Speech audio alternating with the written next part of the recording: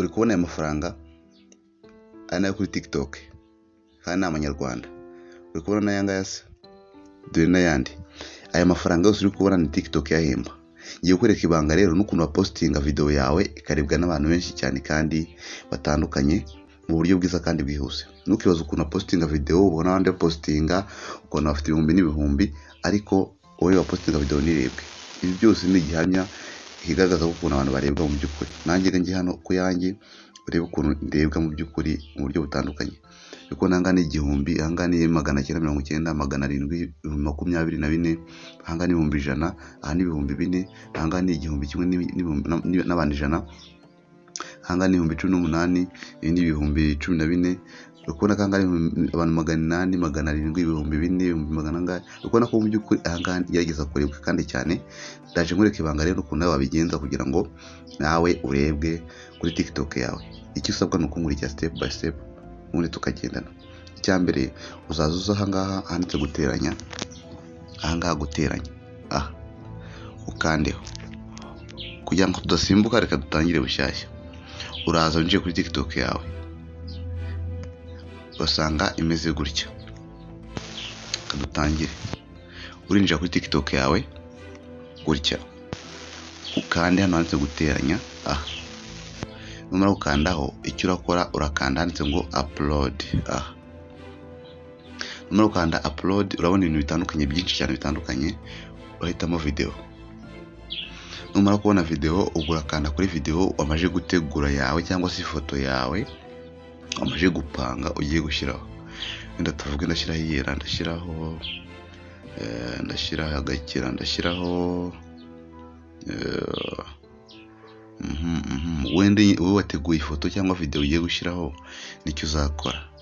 Icyo wowe uzakora cyane, ushyire ikintu nyine wikoreye ubwawe ku giti cyawe. Anyway, reka turebe video iyo ari yo yose. Nkande nko kuri iyi ngiyi. Noneho nimara gukora kuri iyi ngiyi ukande next. Iyo umaze gukanda next niho noneho bigiye kugoranira cyane. Niho hantu bikugorera ugasanga ushizeho video nirebwe. Icyambere urakora n'iki ngiki. Uhita ujya aha ngaha handitse ngo describe your video. Nuvuga ngo ushyiraho nyine icyo video ishatse kuvuga. Shyiraho amagambo asobanura icyo video ishatse kuvuga. Tuvuge ndi kwigisha guteka. Uko wateka neza. Uko wateka neza. Uri kubibona? Noneho numara ko ushyiraho describe yawe, icyo urakora hasigaye kureba niba TikTok yawe nako TikTok yawe isetinze mu buryo bwa buri wese kugira ngo umuntu urayireba abe buri wese pana inshuti zawe. Ubwo rero tuza ukande anga ngo who can watch this video. Ubwo nahangaha ukandeho. Numara ukandaho hari usanga iri hano kuri only me, kuri ngewe gusa, friends, ku nshuti zawe cyangwa se everyone. Nge niho na setinze. Ubwo nawe urasetinga kuri everyone. Noneho ikindi ureba hasanditse ngo hello comments. Making sure niba katameze gutya uhite uha uburenganzira abawe bagukurikira kugira ngo batange comment. Ukavivureho hello Gio enkabyihorire, hello stretch nabyihorire. Noneho nubona byuzuye gutya uhite uza kandi ikintu mudakunda gutekereza mw'abantu mwe, ntago mukunda kubitekereza na gatoya. Cyambere iyo uzi ko abantu kenshi na kenshi bakunda kureba ibintu bijyanye n'imipira, bakunda kureba ibijyanye na video game, ubwo iterwa n'ikintu ushaka ubona nyine abantu bakunda kureba cyane cyane. Niba ari amafilime asobanuye, niba ari ibintu bitandukanye bakunda kureba, wowe icyo urakora urakanda cyitwa hashtag no gutaginga utuntu abantu bakunda kureba. Icyo urakora urazanga ndetse ngo hashtag na kego n'ahandi magambo yanditse ngo hashtag ukandeho gutya. Iyo umaze gukandaho ukoresha hashtag abantu bakunda gushaka cyane cyangwa se n'ibihugu bikunda gushaka TikTok cyane. Wenda tuvuge u Rwanda ubwo narwo rurimo umaze gutera imbere. Ukanda gutya ukongera ugakanda kwa akajambo kitwa hashtag, ukanda nanone ugakanda kuri Burundi. Ariko niyo Burundi itarimo urayisearchinga by the way, ukanda hashtag ukabona ko wagiyeho hano hejuru akego, urumva ukavuga wenda tuvuge agasobanuye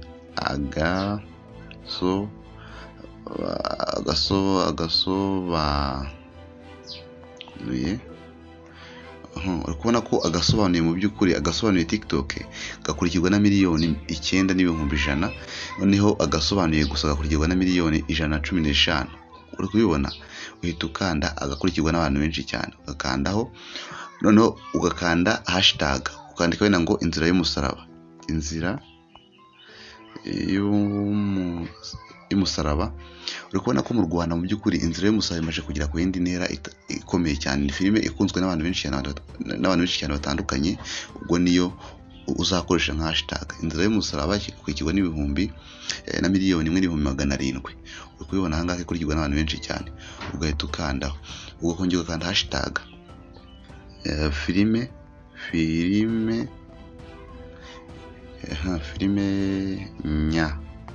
nyarwanda. uri kubona ko filime nyarwanda aha ngaha cyangwa se ntabwo wayikurikira cyane, ukajya kuri ugasacinga, kubona ko handitse ngo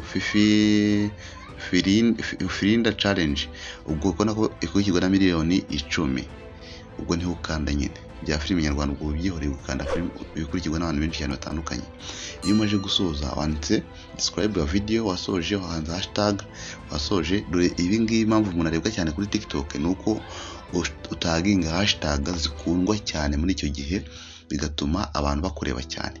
Niryo banga rishingiyeho kugira ngo umenye neza ko video mu by'ukuri zawe zizarebwa. Ugahita ukanda mbere yo gukanda post aha ngaha, nuko ugakanda post mbere wapi, ujye ukanda select cover aha ngaha hejuru ukandeho.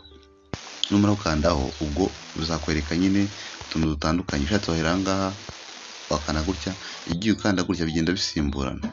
Nuvuga ngo byari bimeze gutya, kuko bimeze gutya kuri TikTok umuntu yamye kureba ikise mu by'ukuri, ariko nakanda ku ifoto gutya cyangwa se wakanda kuki bitewe n'ahantu ushaka kugira ngo ahita areba, bituma umuntu abasha kubona neza koko ikintu washyizeho, akagira n'amatsiko akomeye cyane, bigatuma areba ikintu cyawe cyangwa se akareba video yawe. Nkeka ko ibi ngibi nusoza kubikora kugira ngo kubera ko network zifunguye idahita igenda video, bizagusaba kugira ngo ufunze network gakeya, close network, ubundi ukande gutya. Numara gukanda gutya uzakanda nga not now, ukandeho mbere yuko video itangira kubara, kuko TikTok video yayo ni ngufi cyane. Bizagusaba kugira ngo ubanze ukande kuri for you para hejuru, iri kuri following, ubwo ne kubagukurikira friends note, ujye ukanda for you, ibanze ijye kuri for you. Numara gukanda kuri for you ubone kugira iki, ubone gukanda ubone gufungura network, kuko ubone gufungura network izahita igenda ku kanya mu buryo bwihuse cyane. Ubwo noneho tujye guhita dukanda dufungure network, bitujyanga kuri mi, urumva video yahita itangira kugenda ibare, ariko basi iri kuri for you, ku buryo uscoring ujyana hejuru gutyo ugenda gutya kugira ngo video yawe inarangira nyine birangira kuyaploadinga, ujyana gutya kugira ngo video yawe ibirangira kuyaploadinga. Ubundi tujyanga gutya tukamera nk'aba refreshinga video yacu, ukona ko mu by'ukuri iratangira kujyaho. Nibwo buryo bwiza bwonyine wakoresha. Ikindi mbere ukuntu kwa uploadinga video ikarebwa, reka noneho mbereke ukuntu wareba neza ko TikTok yawe itari prive, nabyo bituma TikTok yawe itarebwa. Uzakanda ku budomo butatu ari hejuru, noneho ugiye haranze ngo manage account, ukandeho. Ibi ngibi wapi, uzajya handitse ngo previous, ukandeho. Numara kujya kuri previous uzahita ureba hari hejuru handitse ngo private account. Nusanga kameze gutyo uzamenye ko TikTok yawe itazarebwa, ujye ukavivuraho gutya, ubundi kataba private account.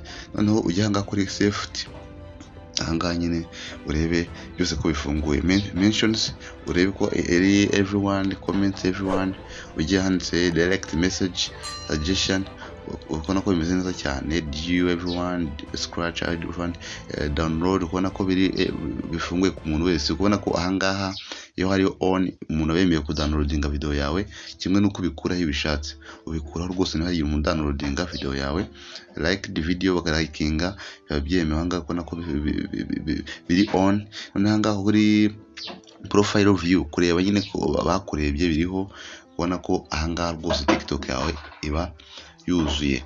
Reka dusubire inyuma noneho turebe video yacu uko nako yamaje kugira iki yamaje kujyaho, ariko ngiye ntabwo ndahita nyishyira privé kuko naberekaga urugero, ntabwo nari napanze kugira ngo nya-uploading rwose. Nizere ko wakurikiye video kandi ukareba ukuntu ikora neza cyane. Ni gutya bigenda nuko nguko. Iyi video nuyishyiraho nirebwe ari ngiye uzabibaza, uzanyandikiye muri comment umbwira ati warambeshye. Ni gutya ugomba kubigenza.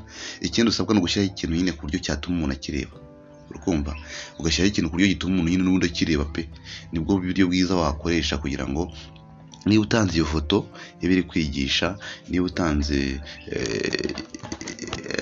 video runaka iba ifite ikintu isobanuye ku bantu kugira ngo bajye bahora bagukurikiye kandi igihe cyose cyane. Ikindi bimwe mwibwira ngo ntabwo TikTok ihemba, ibi byose simbyemeye na gatoya. Ikiganiro kizakurikira nzakwereka ukuntu TikTok none ihembwa mu mafaranga menshi cyane kandi ashimishije, nzabitegura ubutaha. Ubundi mbere ukuntu TikTok ihemba kandi igatanga amafaranga menshi cyane. Niba ubyemera rero nyandikiye muri comment umbwire uti ngaho dukorera ikiganiro ukuntu TikTok yahemba. Nizere ko tuzabana mu kiganiro kindi gitaha. Kanda subscribe kandi like, tujye tubana umunsi ku munsi, ndetse ibiganiro byose bigiye kugeraho ku gihe utiriwe ushakisha. God bless.